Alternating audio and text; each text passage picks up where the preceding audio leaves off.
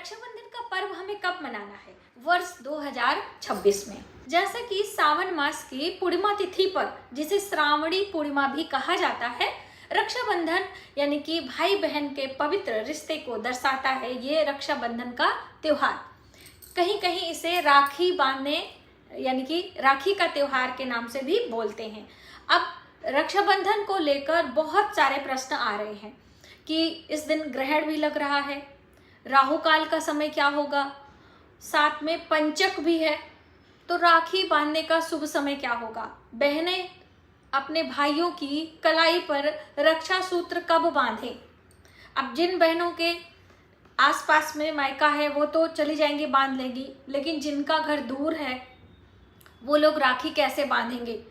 मुहूर्त थोड़े ही समय का है और बहुत लंबा सफर है, तो ऐसे में हम क्या करें कि जिससे कि शुभ मुहूर्त में राखी बांधने का आपको पुण्य फल प्राप्त हो सके और आपके भाइयों की दीर्घ आयु और उत्तम स्वास्थ्य की कामना भी करते हुए ईश्वर से प्रार्थना भी करते हैं। तो वो हमें कब करना है, तो चलिए देर न करते हुए वीडियो की शुरुआत करते हैं। बहुत सारी बातें इस वीडियो में हम आपके साथ शेयर करेंगे, तो वीडियो बहुत ही हेल्पफुल और इंटरेस्टिंग होने वाली है। आप इन तक बने रहें। सभी जानकारी प्राप्त करके आप भी शुभ मुहूर्त में ही अपने भाइयों की कलाई पर रक्षा सूत्र बांधें। दोस्तों, श्रावण मास की पूर्णिमा पर भद्रा का और जो फाल्गुन मास की पूर्णिमा होती उस समय भद्रा का बहुत बड़ा ध्यान रखा जाता है, क्योंकि भद्रा काल में ये रक्षा सूत्र या हम बात करें होलिका दहन कदापि नहीं की जाती है। और पूर्णिमा तिथि भी होनी चाहिए, ऐसा नहीं है कि पूर्णिमा लग जा रही है और आप नहीं कर पा रहे हो। तो पहले हम जानते हैं कि पूर्णिमा तिथि कब है, क्योंकि हमारी जो बहुत सारी बहनें हैं वो हर महीने की पूर्णिमा का व्रत करती हैं। बहुत सारी बहनें सत्यनारायण भगवान की कथा करती हैं पूर्णिमा पर। बहुत अच्छा होता है दोस्तों। यदि आपकी कोई मनोकामना पूर्ण नहीं हो रही है तो आप हर पूर्णिमा पर भगवान सत्यनारायण की पूजा का संकल्प ले लीजिए और हर पूर्णिमा पर सिर्फ 5 लोग बैठकर पूजा कथा सुनकर और जो भी द्रव्य दक्षिणा हो आप चढ़ाकर पूरे 1 वर्ष के पूर्णिमा का नियम आप लीजिए। और उसके बाद फिर आप उद्यापन में 5 ब्राह्मण को भोजन कराकर उस पूर्णिमा के जो सत्यनारायण व्रत कथा का आपने संकल्प लिया है उसका उद्यापन कर सकते हैं। बहुत ही सरल है, सिर्फ आपके श्रद्धा और भाव की आवश्यकता होने वाली है। ये बीच में मैंने मेंशन किया इसलिए कि बहुत सारी बहनें पूछती हैं कि दीदी हमारी मनोकामना है, ये नहीं हो रहा है, हमारे पति का ट्रांसफर नहीं हो रहा है, या हमारे परिवार में कोई खुशियां नहीं आ रही। इस तरह की अगर आपके पास भी कोई हो तो आप ये व्रत संकल्प ले सकते हैं। हम बात कर रहे हैं सावन माह की पूर्णिमा के बारे में। सावन माह की पूर्णिमा तिथि की जो शुरुआत है वो 27 अगस्त को सुबह 9:10 पर और पूर्णिमा समाप्त कब हो रही है? 28 अगस्त को सुबह 9:48 पर 9:48 पर पूर्णिमा समाप्त हो जा रही है 28 अगस्त को। अब हम रक्षाबंधन का त्योहार कब मनाएं? तो देखिए, उदया तिथि के अनुसार रक्षाबंधन का पर्व 28 अगस्त को मनाना हमारे लिए बेहद कल्याणकारी होगा। तो अब राखी बांधने का समय भी बहुत ही कम है, क्योंकि सुबह ब्रह्म मुहूर्त से भी आप राखी बांध सकते हो, क्योंकि पूर्णिमा तिथि आपको मिल रही है और शुभ समय भी है। तो सुबह 5 बजे से लेकर हम बात करें शुभ मुहूर्त की, तो सुबह 5:57 से लेकर 9:48 का समय रक्षाबंधन यानी राखी बांधने का शुभ समय है। इस बीच राखी आपको अपने भाइयों की कलाई पर बांध देना है। ये तो आपने पूर्णिमा तिथि के बारे में सुना और रक्षाबंधन का पर्व हमें कब मनाना है ये जाना। अब जो बहनें व्रत कर रही हैं वो किस दिन करेंगी, क्योंकि इसके बाद प्रतिपदा लग जाएगी, यानी सुबह 9:48 के बाद प्रतिपदा लग जाएगी। लेकिन जो पूर्णिमा तिथि के व्रत करने का नियम है ना, जैसे हम आपको नियम बताते हैं बहुत ज़्यादा, अक्सर कई बहनें कहती भी हैं कि दीदी क्या आप इतना नियम निभाते हो जो हमको सिखाते हो। तो देखो भाई, जो करेगा वही पाएगा। जैसे कहावत है ना, जो सोया सो खोया, जो जागा सो पाया। यानी हम आपको बताते हैं और मेरा खुद का अनुभव भी रहता है इसमें बहुत सारी चीज़ों में, और आप करोगे, आपके अंदर श्रद्धा आएगी तो आपको उसका पुण्य फल मिलेगा। यदि हम करेंगे तो हमें मिलेगा। तो बस छोटी सी बात को आप समझते हुए चलें। तो आपने जो पूर्णिमा तिथि का व्रत है, इसका नियम है कि चतुर्दशी युक्त पूर्णिमा का व्रत करना हमें ज्यादा अच्छा होता है। यानी 27 अगस्त को पूर्णिमा तिथि का हम व्रत करेंगे। व्रत करने वाली सभी बहनें ध्यान से सुन ले, पूर्णिमा तिथि को हम व्रत करेंगे। और रही बात जो सत्यनारायण भगवान के कथा की बात है, तो कथा आप पूर्णिमा तिथि लगने के बाद 27 अगस्त को जो पूर्णिमा लग रही है 9:10 से, उसके बाद आप कथा सुन सकते हो। और कथा में राहु काल का ध्यान रख लीजिएगा। और इस दिन आपको भद्रा भी मिल रही है। तो देखिए, सुबह में तो भद्रा पाताल लोक में है, लेकिन शाम तक भद्रा आपको मृत्यु लोक में है। तो दोपहर के बाद से आप जो कथा वगैरह सुना है वो सुबह ही सुन लीजिए, तो वो ज़्यादा अच्छा होगा। क्योंकि रात में भी भद्रा है, 9:00 तक भद्रा है 27 अगस्त को। 28 अगस्त को इसीलिए रक्षाबंधन के पवित्र त्योहार को मनाया जाएगा, भले ही आपको पूर्णिमा थोड़े देर के लिए मिल रही है, क्योंकि भद्रा नहीं है। और अब बात कर लेते हैं राहु काल की, और अब बात कर लेते हैं चंद्र ग्रहण की, क्योंकि इसी दिन राहु काल और चंद्र ग्रहण भी है।